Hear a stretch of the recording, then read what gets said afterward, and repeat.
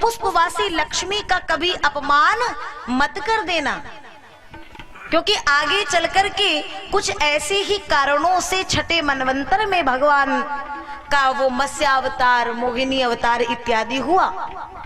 परीक्षित ने जिज्ञासा की, प्रभु मैं कुछ समझा नहीं, इतनी दूर जाकर के इस मनवंतर से उस मनवंतर में फिर अवतार हुआ। हाँ, समुद्र मंथन कराना पड़ा था। कारण क्या था प्रभु? बोले कभी कभी हमारे पास में जब ऊंचा पद आता है। दुर्वासा जी एक बार भगवान नारायण के पास से आए। नारायण ने बड़े प्रेम से उन्हें बड़ी सुंदर पुष्पों की माला दी और दुर्वासा जी आए, मार्ग में इंद्र से भेंट हो गई। इंद्र ने बड़ा सत्कार किया तो प्रसन्न होकर के वो माला इंद्र को दे दी। इंद्र को उस माला की कीमत समझ में नहीं आई और पद के मद में चूर इंद्र। गोस्वामी जी ने मानस में लिखा है, नहीं को वस जन्मा जगमाही प्रभुता पाही जाहि मद नहीं। बहुत कम ऐसे हैं जिन्होंने ऊंचा पद पाया और मन में मद ना आया हो। और एक बात मैं यहाँ पे एक बात और कह दूं कि कई लोग अभिमान और स्वाभिमान को, इन दोनों शब्दों को एक साथ मिला करके देखते हैं। अभिमान अलग है, स्वाभिमान अलग है। स्वाभिमान है आपके सिद्धांत को गिरा करके, कुचल करके उस पर कोई आपको चलाना चाहे तो ये है स्वाभिमान को गिराना। और अभिमान क्या है?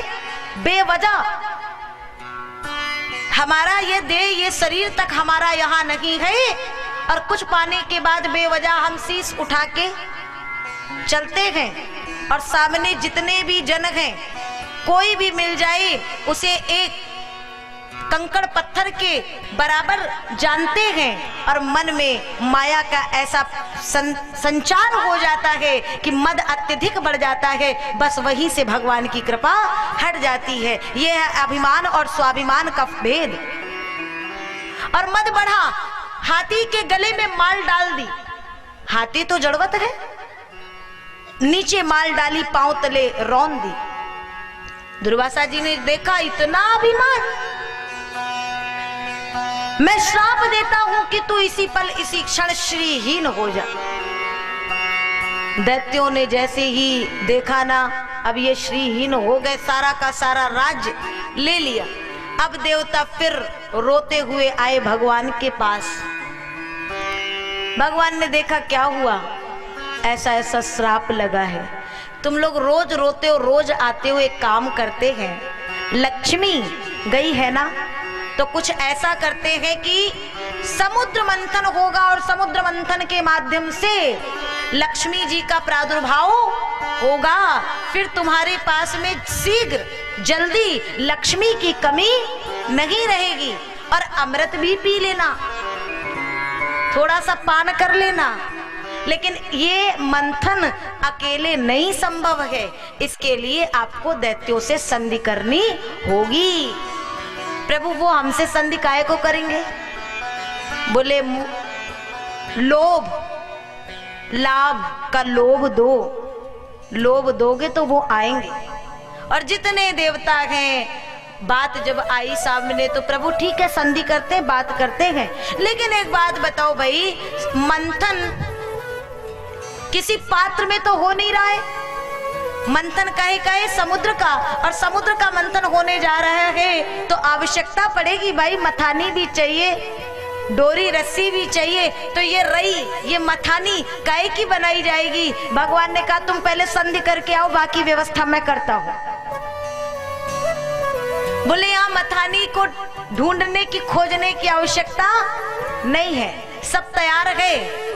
अब ये गए दैत्यों के पास और जो देखिए माया के संसर्ग में जो होगा उसको जीवन काल में भटकने में पलमात्र नहीं लगेगा। कोई भी जरा सा भी मोह दे करके उसको भटका सकता है। जीवन में ध्यान रखना, इसलिए कभी भी माया को अपने ऊपर हावी ना होने देना, नहीं तो एक दिन यही माया आपके सिद्धांतों को कुचलवा सकती है। दैत्यों के पास देव गए और बात बताई, समुद्र मंथन होगा, अमृत भी निकलेगा, आपको दे देंगे। अमृत के लालच में, लोभ में दैत्य आ गए। मंथन की तैयारी हो गई है, समुद्र का मंथन होने जा रहा है। मंदराचल की रई मथानी बनाई गई और जब मथने की डोरी की बात आई तो किसकी, कौन सा नाग था? वासुकी, पक्का है ना? ठीक। हाँ, अब हमारी जिम्मेवारी नहीं रहती है ना, इससे भक्तों ने कहा है वही जय जय है। अब तो एक तरफ देव गए, एक तरफ दैत्य गए, मंथन प्रारंभ हो गया, समुद्र का मंथन हो रहा है। अरे जिसका कोई आदि अंत नहीं है उसका मंथन, मथानी सधेगी कहां, आधार कहां है? जैसे ही मंथन चालू हुआ, प्रारंभ होते ही ये तो अंदर की ओर धंसने लगी।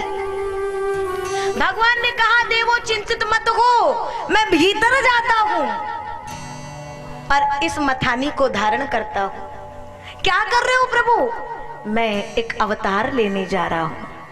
बोलिए कच्छप नारायण भगवान की जय। देवों ने कहा, प्रभु क्या कर रहे हो, रहने दो, कैसे भी हम लोग ये मंथन कर लेंगे आपकी पीठ पर।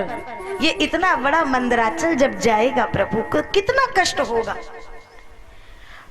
कछुए की जो पीठ है, जो पृष्ठ भाग है, कहते बड़ा कठोर होता है ना। लेकिन एक बात बताइए, जो निचला भाग है वो कैसा होता है? अत्यंत कोमल। और जब भगवान की पृष्ठ भूमि पर मंदराचल रखा गया होगा तो भगवान को कितना कष्ट हुआ होगा निचले भाग की ओर। लेकिन भगवान ने देवों से कहा, नहीं नहीं, मेरी चिंता ना करो, तुम अपने कार्य को जारी रखो। ये मेरे गोविंद का स्वभाव है, भक्तों की रक्षा करने के लिए, भक्तों को अभय देने के लिए प्रभु उनको कह देते हैं, तुम चिंतित मत हो, मैं तुम्हारे साथ हूं। ये इनका स्वभाव है। प्रारंभ हुआ मंथन, सर्वप्रथम जैसे ही मंथन हुआ तो निकला क्या? हलाहल विष। और जो ही हलाहल विष निकला तो अमृत तो सब पाना चाहते हैं, विष कौन पान करेगा? देव देव महादेव भूतात्मन भूत भावना।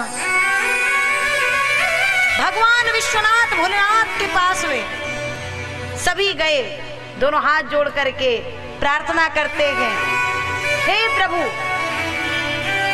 सरकार रक्षा करें।